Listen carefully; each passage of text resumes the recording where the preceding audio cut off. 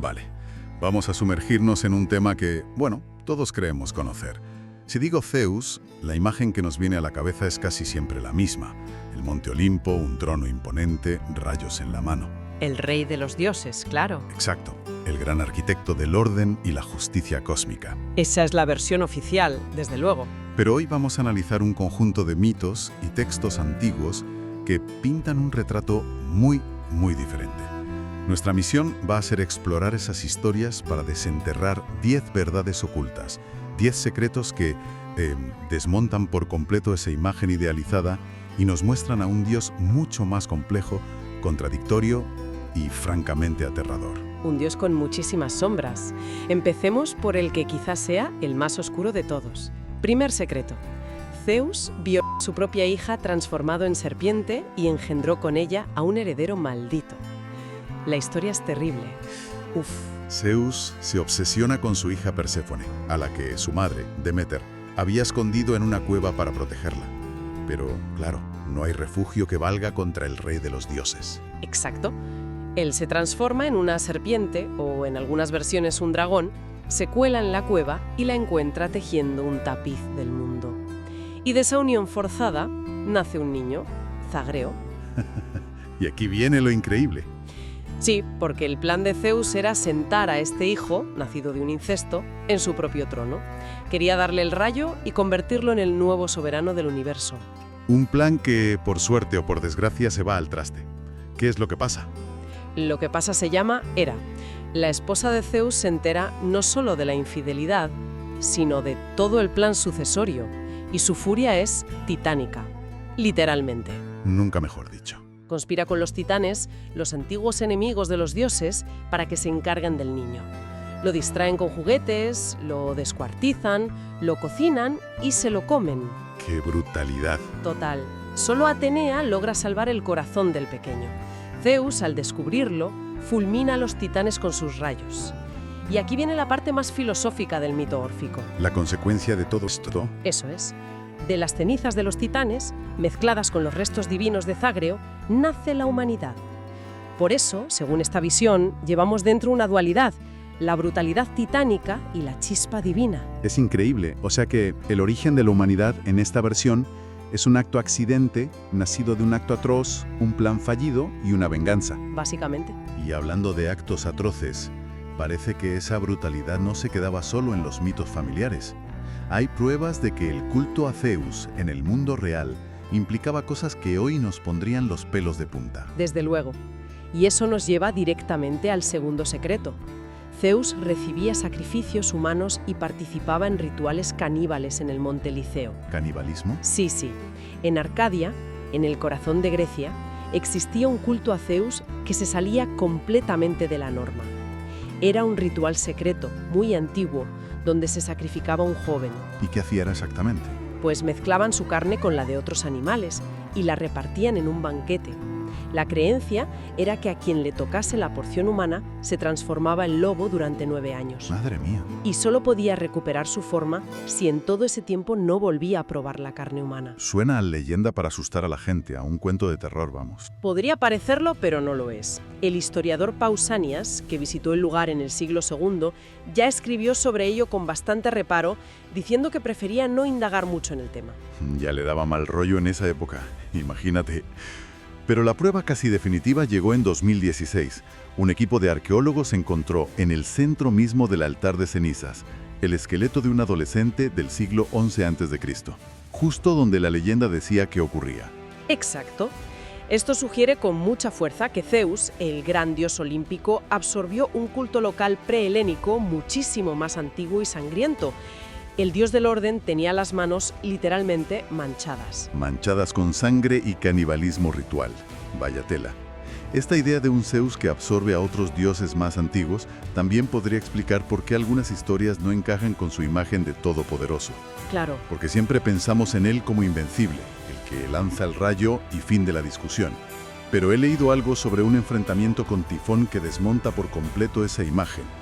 Ese es el tercer secreto, y uno de los más humillantes para él.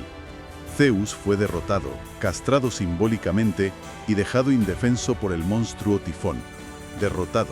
Totalmente. Cuando esta criatura, hija de Hera, atacó el Olimpo, el pánico fue tal que casi todos los dioses huyeron a Egipto transformados en animales para esconderse. Solo Zeus se quedó. Y perdió. No es que fuera una batalla reñida, es que fue una derrota aplastante. Absoluta. Tifón lo atrapa, le quita la hoz con la que él mismo había castrado a su padre y le corta los tendoños de las manos y los pies. Lo deja completamente paralizado. Uf, qué humillación. Es la máxima humillación. El rey del cosmos reducido a un ser inútil. Es arrastrado a una cueva mientras Tifón guarda sus tendones, su fuerza, en una piel de oso. Entonces, ¿cómo se salva?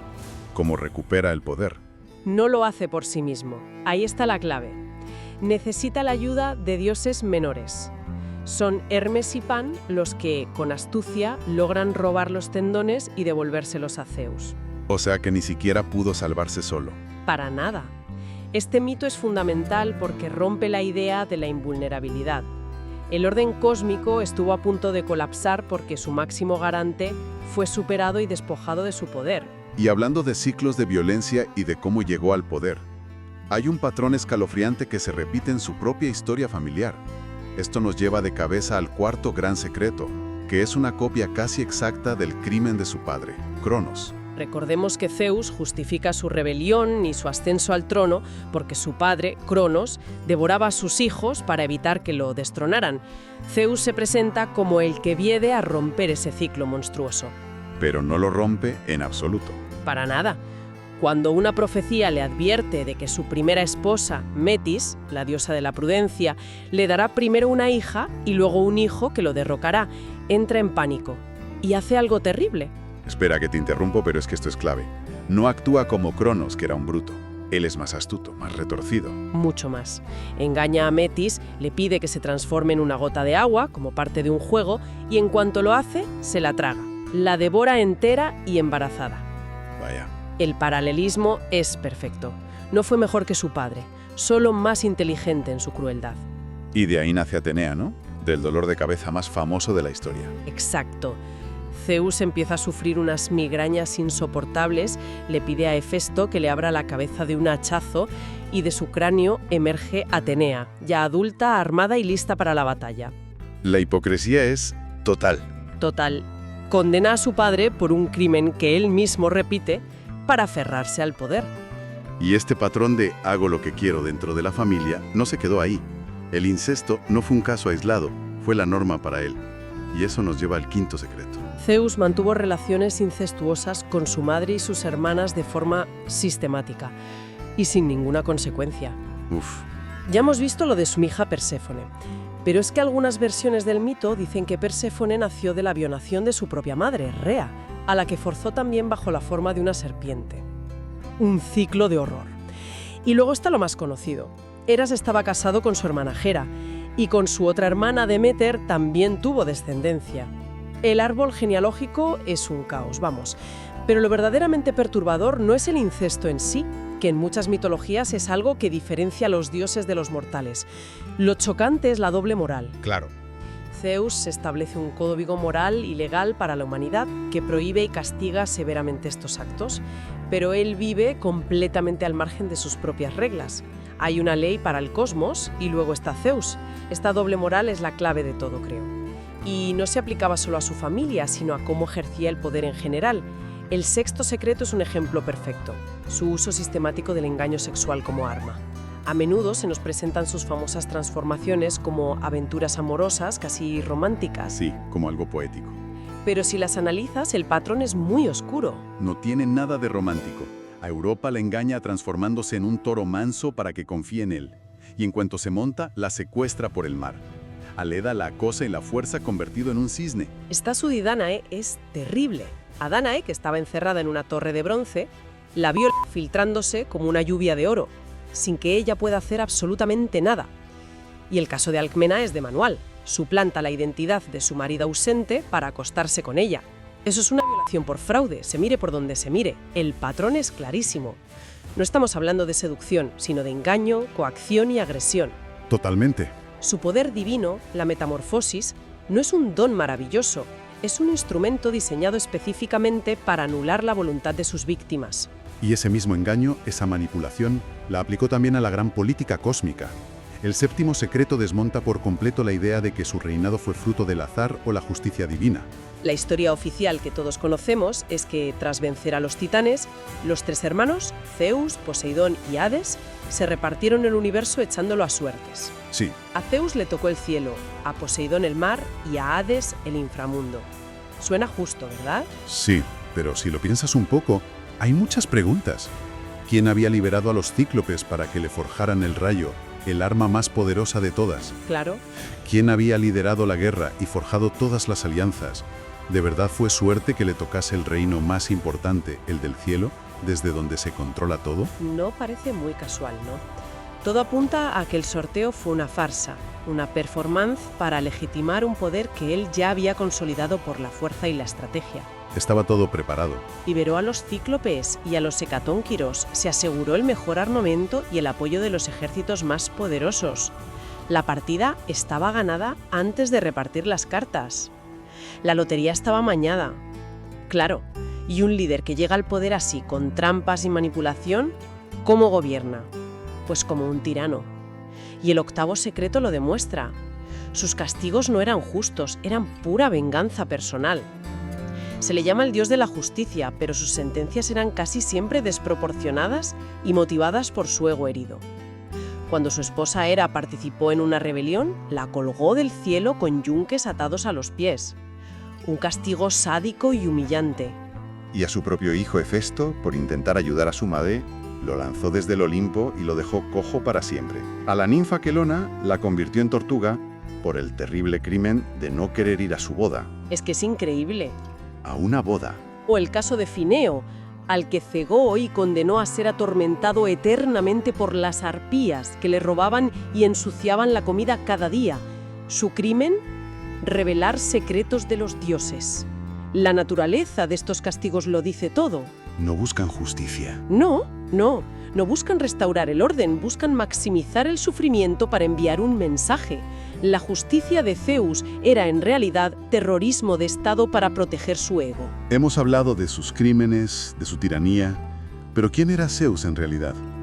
El noveno secreto sugiere que ni siquiera su identidad era del todo suya. Exacto. El Zeus que conocemos es un constructo, una amalgama. Su nombre viene de una raíz indoeuropea muy antigua que significa Dios del cielo brillante. Por eso tenemos a Jauspita en la India o a Júpiter en Roma. Es una figura que se repite. Pero el personaje mitológico griego se fue formando al absorber cultos y dioses locales. Como lo del monte Eliseo que comentábamos antes. Ese es el mejor ejemplo.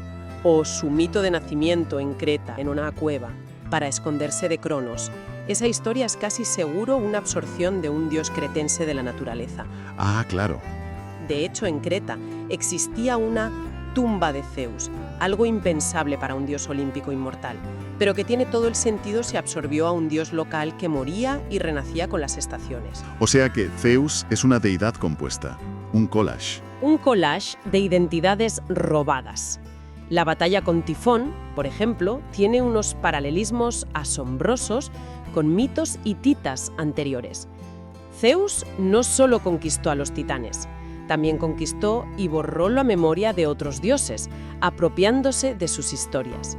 Así que tenemos a un dios hecho de retales, que llega al poder con trampas y gobierna con terror. Parece que lo tiene todo bajo control, pero aquí llega la gran paradoja, el décimo y último secreto. En el fondo de su ser, Zeus vivía absolutamente aterrorizado. Es la contradicción final y la que lo explica todo. El ser más poderoso del universo vivía con un miedo constante a ser derrocado. Claro, por la historia familiar. Él mismo había sentado el precedente. Él destronó a su padre Cronos, que a su vez había castrado a su padre Urano. El patrón era evidente y la pregunta que lo consumía era: ¿quién será el siguiente? ¿Quién me lo hará a mí? Y ese miedo dictaba todas sus decisiones importantes. Se tragó a Metis por miedo a la profecía. Casó a la diosa Tetis con un mortal para que su hijo, el futuro Aquiles, no naciera completamente divino y pudiera superarlo en poder. Ese miedo existencial explica también su crueldad infinita con Prometeo.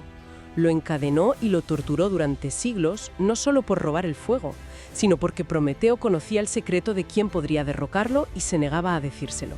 Era su punto débil. Y explica el pánico ciego que sintió cuando Hera, Poseidón y Atenea lograron encadenarlo en una conspiración. Su venganza posterior fue brutal, porque atacaron a su mayor terror. Este último secreto, en cierto modo, lo humaniza. No era un gobernante seguro y majestuoso, sino un tirano paranoico, atrapado por un miedo que era el verdadero motor de cada una de sus acciones. Totalmente. Al final, estos 10 secretos dibujan un retrato muy alejado del ícono de perfección divina. Nos muestran a un personaje lleno de contradicciones, brutalidad y miedo. Un Dios profundamente imperfecto. Y creo que por eso estas historias han sobrevivido miles de años, porque son un espejo perturbador de la condición humana. En los crímenes, las ambiciones y los miedos de Zeus vemos reflejadas nuestras propias debilidades, pero amplificadas a una escala cósmica. Sí, es verdad. Nos hablan de una verdad muy incómoda sobre la naturaleza del poder y la corrupción que parece ser su sombra. Y eso nos deja con una última reflexión. Si Zeus, el supuesto pilar del orden y la justicia, estaba en realidad consumido por la hipocresía, la crueldad y un miedo paralizante, ¿qué nos dice eso sobre la verdadera naturaleza del poder?